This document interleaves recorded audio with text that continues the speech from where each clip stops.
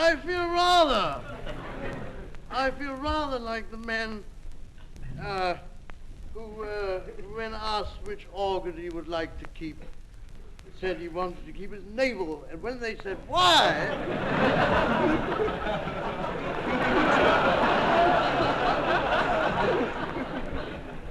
when he said why, what's this?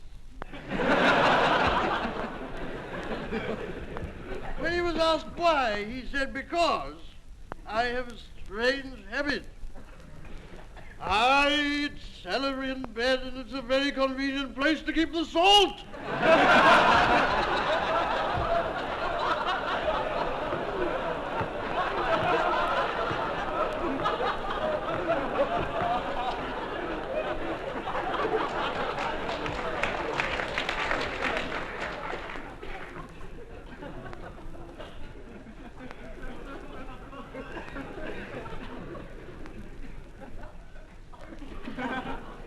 You want any more?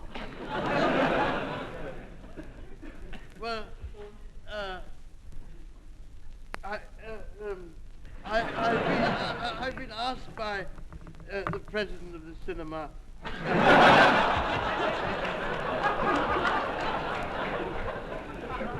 to speak to you, and that is what I'm doing. Now, I've just got some notes here, and I'm going to read them to you. This is a notice from the Manchester Guardian. This is very good. We had a terrible time, coming up in the fog. It took me 3/4 of an hour to find my way from the bathroom into the lounge. The cat broke his ankle outside the bathroom. That's the way it went. Now, I'm going to read this because it has some relation on something or other. 38, isn't it? 38, yes. Yes, well, you see, the thing, it's very strange. But, I was actually born when I was 2.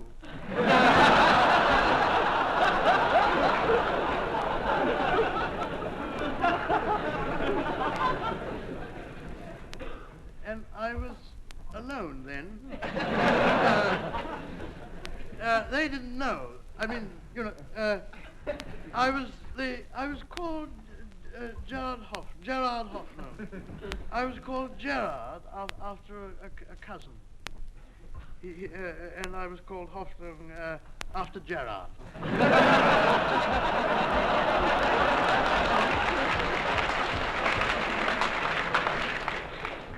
Then, my dears, I was, well, you're not writing this down, are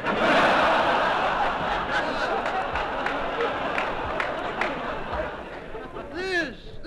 This is the first American I have ever met who carries an umbrella. Wonderful. Wonderful. That's not his umbrella, is it? What did I say? Yes. You see, it's very interesting because I was brought up, when I was very small, I was brought up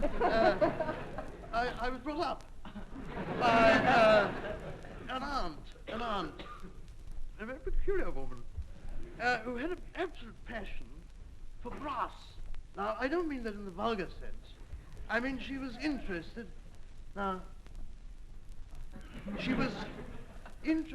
in brass bed knobs, you see. And she developed a tremendous appetite for them.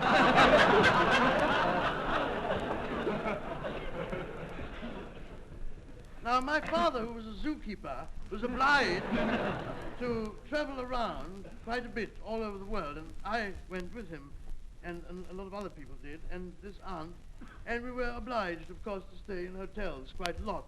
And I will tell you how she met her end, or her beginning, because we heard most frightful groans coming from one of the hotel bedrooms, and we kicked the door open, and there she was, and she she was trying to swallow one of the brass knobs on the bedstead. There was nothing anybody could do. We called the doctor, and in the end, we had to lift her up and spin her around and screw her off.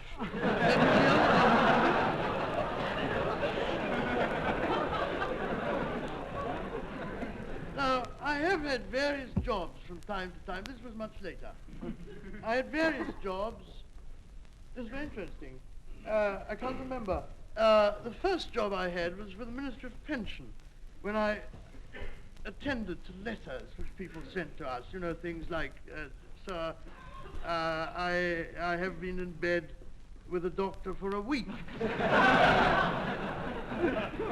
And he doesn't seem to be doing me much good.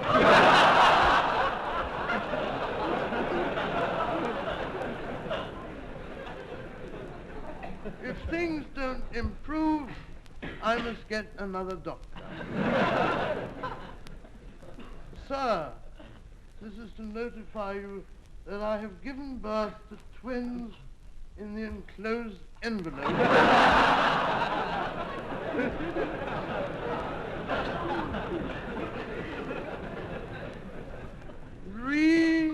Re your dental inquiry. The teeth on top are fine, but the ones in my bottom are hurting.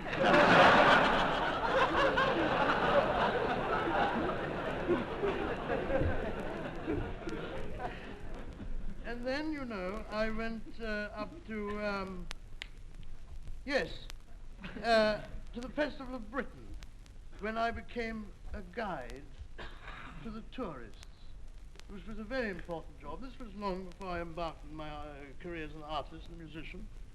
And I had to give information to the tourists who found themselves in this country for the first time and tell them what to do.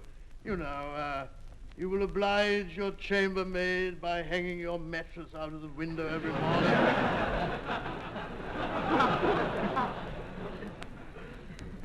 All London brothels display a blue lamp.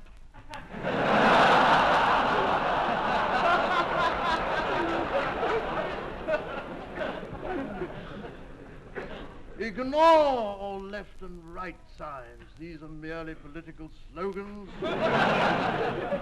Zebra parking places provided everywhere. Have you tried the famous Echo in the reading room of the British Museum?